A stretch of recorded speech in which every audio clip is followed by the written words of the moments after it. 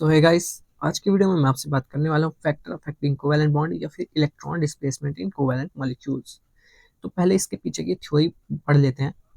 तो बहुत सारे ऑर्गेनिक मॉलिक्यूल में बॉन्ड का क्लीवेज होता है, बॉन्ड का फॉर्म मतलब क्लीवेज होता है, या फिर कोई ऑर्गेनिक मॉलिक्यूल में बॉन्ड फॉर्म होता है। तो ये होता है इलेक्ट्रॉनिक डिस्प्लेसमेंट की वजह से। यहाँ पे एक इलेक्ट्रॉन ये अपना खुद ले लेता है, ये अपना ले लेता है, तो इसीलिए बॉन्ड टूट जाता है। जबकि किसी किसी मॉलिक्यूल में आपस में अपना एक इलेक्ट्रॉन ये डालता है, एक इलेक्ट्रॉन ये डालता है, तो बॉन्ड का फॉर्म होता है। ठीक है, तो ये होता है इलेक्ट्रॉनिक डिस्प्लेसमेंट की वजह से। तो वही हम यहाँ पे आज पढ़ने जा रहे हैं, इलेक्ट्रॉन डिस्प्लेसमेंट इन कोवैलेंट मॉलिक्यूल, या फिर इसका दूसरा नाम बोले तो फैक्टर अफेक्टिंग कोवैलेंट बॉन्ड। तो इलेक्ट्रॉन का डिस्प्लेसमेंट कोवैलेंट बॉन्ड में दो टाइप से होता है। पहला टाइप है हमारा परमानेंट और दूसरा है टेम्पररी। परमानेंट इफेक्ट वाले को हम बोलते हैं पोलराइजेशन इफेक्ट, अगर टेम्पररी वाले को हम बोलते हैं पोलराइजेबिलिटी इफेक्ट। ठीक है, परमानेंट इफेक्ट में चार इफेक्ट आते हैं: inductive effect, mesomeric effect, conjugation and hyper conjugation effect. और टेम्पररी में आते हैं हमारे inductomeric effect and electromeric effect. आज हम पढ़ने जा रहे हैं हमारा सबसे इंपॉर्टेंट टॉपिक, इंडक्टिव इफेक्ट। तो डिफाइन में एक बार देख लेते हैं कि आखिर ये डिफाइन बोल क्या रही है इंडक्टिव इफेक्ट की। Electron displacement in chain due to the presence of polar covalent bond. मतलब कि इलेक्ट्रॉन का डिस्प्लेसमेंट होता है चेन में, किसके प्रेजेंस में होता है? पोलर कोवेलेंट बॉन्ड की प्रेजेंस में। और ये जो बॉन्ड रहता है कोवेलेंट बॉन्ड, ये पोलर कब होता है? Due to the presence of electronegative atom या फिर इलेक्ट्रोनेगेटिव ग्रुप। ठीक है, या फिर पोलर ग्रुप आप बोल सकते हो। तो यहाँ पे हमने लिया है क्लोरीन का एग्जाम्पल। क्लोरीन एटम को लिया है जो कि हाईली इलेक्ट्रोनेगेटिव रहता है, और हमें पता है कि क्लोरीन की इलेक्ट्रोनेगेटिविटी कार्बन से ज्यादा होती है, और ये जो साइन रहता है ये इलेक्ट्रोनेगेटिविटी का साइन है। तो ये क्लोरीन की इलेक्ट्रोनेगेटिविटी कार्बन की इलेक्ट्रोनेगेटिविटी से ज्यादा होती है। ठीक है, तो जैसे ही इसकी इलेक्ट्रॉन नेगेटिविटी ज्यादा होती है, तो ये कार्बन वन के इलेक्ट्रॉन को अपने पास खींचना चाहता है, जिसकी वजह से इसके ऊपर डेल या फिर पार्शियल नेगेटिव चार्ज आ जाता है, और इसके ऊपर आ जाता है पार्शियल पॉजिटिव चार्ज। फिर कार्बन वन में कमी हो गई इलेक्ट्रॉन्स की, तो कार्बन टू से वो कुछ इलेक्ट्रॉन लेने की कोशिश करता है। तो जैसे ही वो कार्बन टू के इलेक्ट्रॉन लेता है, तो कार्बन टू पे आ जाता है डेल डबल पॉजिटिव। फिर उसी तरह कार्बन टू में जैसे इलेक्ट्रॉन की कमी होती है, तो कार्बन थ्री से लेता है, तो कार्बन थ्री में आ जाता है डेल ट्रिपल पॉजिटिव। और कार्बन थ्री में जैसे ही इलेक्ट्रॉन की कमी होती है, तो कार्बन फोर से लेता है, और उस पर आ जाता है डेल चार बार पॉजिटिव। ठीक है, तो ये अब क्या है? ये एक डिस्टेंस डिपेंडेंट इफेक्ट है।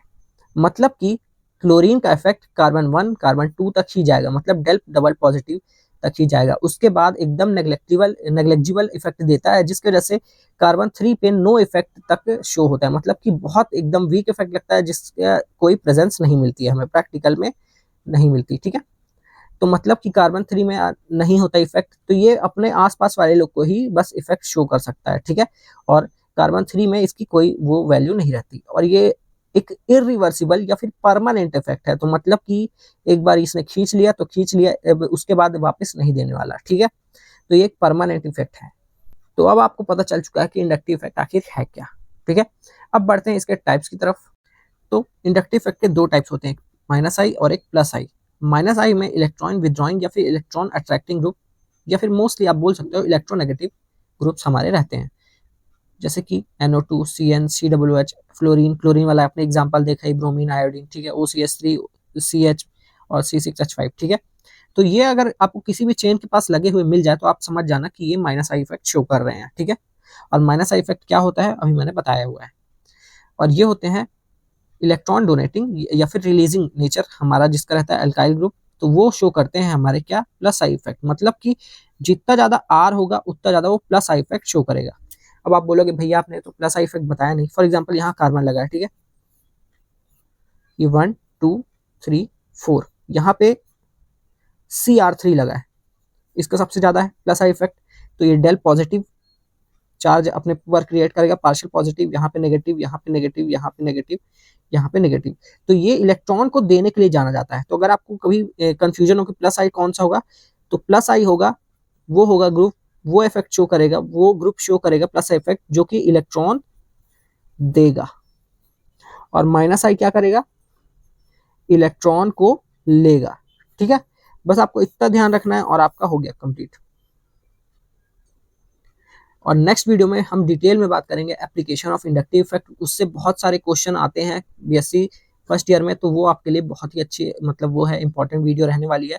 तो ये एक बेस की तरह काम किया है ये वीडियो, कि आपको पता हो कि प्लस साइड इफेक्ट कौन सा है, माइनस साइड इफेक्ट कौन सा है, और आखिर इंडक्टिव इफेक्ट होता क्या है। ठीक है, तो मिलते हैं नेक्स्ट वीडियो में, तब तक के लिए बाय बाय।